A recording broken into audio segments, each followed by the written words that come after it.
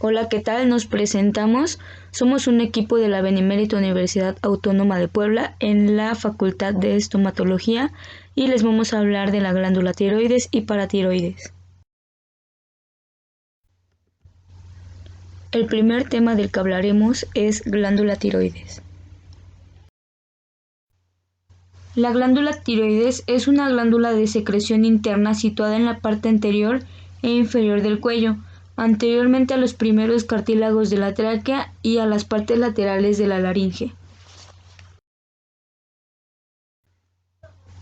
La glándula tiroides es una masa glandular de superficie lisa, escotada en la parte media, ensanchada a los lados, convexa anteriormente y cóncava en su parte posterior, que abraza las caras anterior y laterales de la tráquea y la laringe. En la glándula tiroides se distinguen una parte media, estrecha y delgada, llamada istmo, y dos partes laterales voluminosas, llamadas lóbulos. Los lóbulos de la glándula tiroides tienen forma de pirámide triangular y presentan una cara anterolateral, una cara medial, una cara posterior, una extremidad inferior o base y una extremidad superior o vértice. El istmo de la glándula tiroides es una lámina aplanada anteroposteriormente que mide un promedio de 1 centímetro de anchura y 15 milímetros de altura. Su forma es variable y puede estar más desarrollado en altura o también hallarse ausente.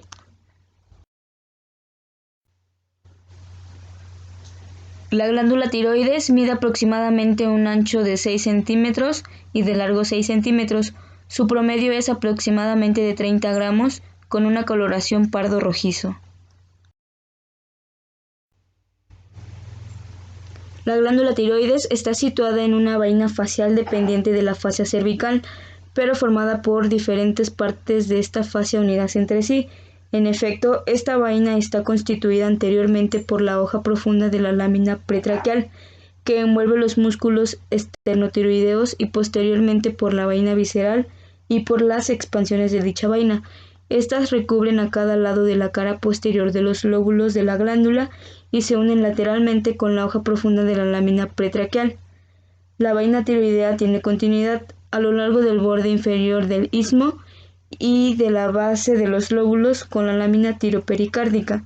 Las glándulas tiroides pueden ser fácilmente separadas o aisladas de las paredes de su vaina facial a causa de la presencia de una delgada capa celular comprendida en la cápsula tiroidea que lo cubre, haciendo cuerpo con el tejido glandular y las paredes de la celda facial. Las arterias de las glándulas tiroides son ramas terminales de las tiroides superiores y de las tiroides inferiores. Este órgano recibe también la arteria tiroidea IMA. Las venas forman en la superficie de la glándula tiroides un denso plexo tiroideo. De esta red parten las venas tiroideas superiores, que se vierten en el tronco tirolinguofacial o directamente en la yugular interna. También las venas tiroideas medias, que son colaterales de la yugular interna. Y por último, las venas tiroideas inferiores, que descienden hacia las venas branquiocefálicas. Los vasos linfáticos superiores y laterales van a los nódulos linfáticos cervicales laterales profundos. Sin embargo, algunos vasos de la extremidad superior del lóbulo alcanzan los nódulos linfáticos retrofaringeos. Los linfáticos inferiores y laterales se vierten en los nódulos linfáticos cervicales laterales profundos, relacionados con el laringeo recurrente y la yugular interna, directamente o después de efectuar un relevo en ganglios prelaringeos y pretraqueales. Los nervios proceden de los plexos simpáticos que rodean las arterias tiroideas superiores e inferiores. Las hormonas tiroideas secretan tiroxina y triiodotironina. Su función principal es el aumento del metabolismo basal. Lo hacen por el aumento de la transcripción de genes, produciendo enzimas, proteínas estructurales y otras proteínas. Como otras funciones está que acelera la función cerebral, el aumento de la motilidad intestinal, aumenta la respiración y también cardiovascular. En esta aumenta el flujo sanguíneo y el gasto cardíaco, aumenta la fuerza cardíaca, aumenta la frecuencia cardíaca. Su secreción está regulada por el hipotálamo, hormona liberadora de tirotroponina, que también es secretada por la glándula tiroides.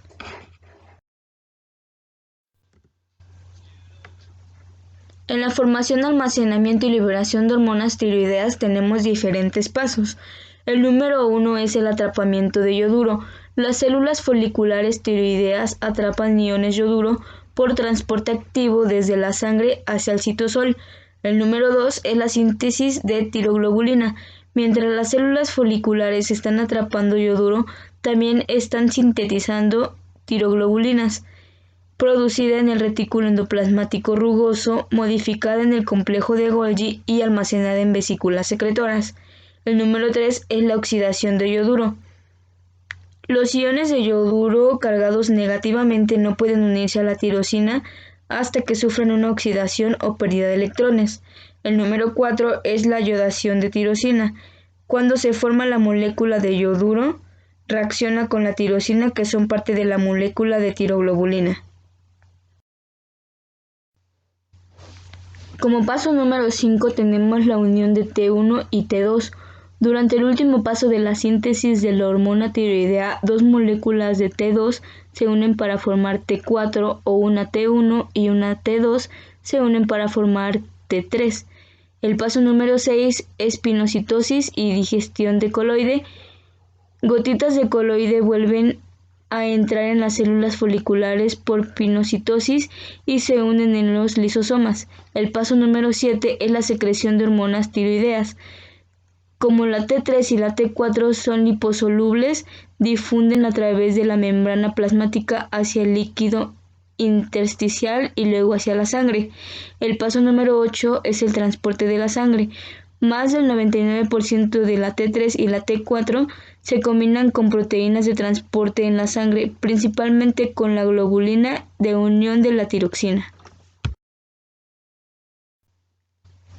La glándula tiroides mantiene el nivel del metabolismo en los tejidos que sea óptimo para su función normal. Las hormonas tiroideas estimulan el consumo de oxígeno de las células, ayudan a regular el metabolismo de lípidos y carbohidratos y son necesarias para el crecimiento y maduración normal. La glándula tiroides no es indispensable para la vida, pero su ausencia causa lentitud mental y física, poca resistencia al frío y, en los niños, retraso mental y enanismo. Por el contrario, la secreción excesiva de las hormonas tiroideas ocasiona desgaste corporal, nerviosismo, taquicardia, temblor y producción excesiva de calor. La glándula tiroides produce hormonas que pueden ser dosadas en sangre o evaluar sus efectos sistémicos. Las hormonas tiroideas, triiodotironina y tiroxina, controlan la tasa metabólica del organismo y la calcitonina regula el metabolismo del calcio. En la revisión médica solo es necesario palpar la parte o la zona de la glándula tiroides. Tenemos dos enfermedades. La primera es hipotiroidismo, que es la afección a la glándula tiroides. Esta no produce suficiente hormona tiroidea. Sus principales síntomas son fatiga, sensibilidad al frío, constipación, sequedad en la piel y aumento de peso inexplicable. La siguiente es hipertiroidismo. Se produce cuando la glándula tiroides secreta demasiada hormona tiroxina. Esta puede acelerar el metabolismo del cuerpo, lo cual causa una pérdida de peso inexplicable y latidos rápidos o irregulares.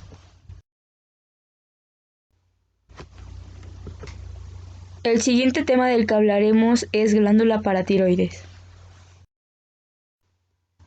Las glándulas paratiroides son pequeñas glándulas de secreción interna situadas en la cara posterior de los lóbulos de la glándula tiroides. Son 4 y se dividen en cada lado según su situación recíproca en glándulas paratiroides superior e inferior. Las glándulas paratiroides están situadas ordinariamente a lo largo o en las cercanías del borde posteromedial de la glándula tiroides. Se distinguen en este borde 3 segmentos en los cuales pueden encontrarse las glándulas paratiroides. Un segmento superior, oblicuo inferoposteriormente, en relación con el cartílago tiroides. Un segmento medio, vertical, contiguo al cartílago cricoides y los primeros cartílagos de la tráquea. Finalmente, un segmento inferior oblicuo inferoanteriormente que va hasta el polo inferior del lóbulo. A la altura del ángulo formado por la unión de los segmentos medio e inferior, termina la arteria tiroidea inferior, y en las cercanías de este lóbulo se sitúa con mayor frecuencia las glándulas paratiroides. Las glándulas paratiroides superiores normalmente se encuentran en el borde posterior-medial de los lóbulos de la glándula tiroides, superiormente al punto de penetración con la arteria tiroidea inferior y en contacto con el cartílago cricoides. Las glándulas paratiroides inferiores se localizan sobre el mismo borde posterior-medial de la glándula tiroides, lateralmente a los laringios recurrentes e inferiormente a la terminación de la arteria tiroidea inferior, contra los primeros cartílagos traqueales. Sin importar su localización, las glándulas paratiroides superiores e inferiores están envueltas en la grasa que infiltran esta parte de la región tiroidea y se hallan situadas o bien en la superficie exterior o bien en el espesor de la vaina tiroidea, ya sea en la superficie interna de dicha vaina o en el espacio tiroideo comprendido entre vaina y la cápsula tiroidea. Algunas veces estas están sumergidas en alguna depresión de la glándula tiroides. Las glándulas paratiroides son oblongas y aplanadas. Su color varía del beige café con leche al sepia. Miden de 8 a 9 milímetros de longitud aproximadamente, de 4 a 5 milímetros de anchura y de 3 a 4 milímetros de grosor. Pesan aproximadamente 40 miligramos. Es un clásico decir que ciertas glándulas paratiroides, en particular las superiores, pueden hallarse ausentes. En la vascularización, cada una de las glándulas paratiroides recibe una arteria especial. Las arterias de la glándula paratiroides inferiores nacen de la tiroidea inferior o de una de sus ramas terminales. Las arterias de la glándula paratiroides superiores proceden de una de las ramas terminales de la tiroidea inferior o de la anastomosis, que une a cada lado las ramas posteriores de las arterias tiroideas superiores e inferior. Más raramente proceden de la arteria tiroidea superior. Los linfáticos de la glándula paratiroides son independientes de las glándulas tiroides y tributarios de un nódulo linfático cervical lateral profundo. Cabe mencionar que los nervios acompañan a las arterias. En la exploración con el ser vivo, las glándulas paratiroides son muy pequeñas para ser accesibles a la exploración directa. Por ciertos tumores se pueden percibir por la palpación en el área paratiroidea, tras y medialmente. Sus tumores son a veces el origen de la afección denominada osteoitis fibrosa quística, que se da por el hiperparatiroidismo, la actividad fisiológica desempeñada por la paratiroides en el metabolismo fosfocálcico hace posible su exploración biológica. Las células principales de la glándula paratiroides secretan hormona paratiroidea, que mantienen el nivel de concentración de calcio en la sangre. Si se extirpara completamente el tejido paratiroideo, los niveles de calcio disminuirían, produciendo espasmos convulsivos en todos los tejidos y músculos. Al resultar afectados todos los músculos, incluyendo los respiratorios, de manera generalizada, la situación sería incompatible con la vida.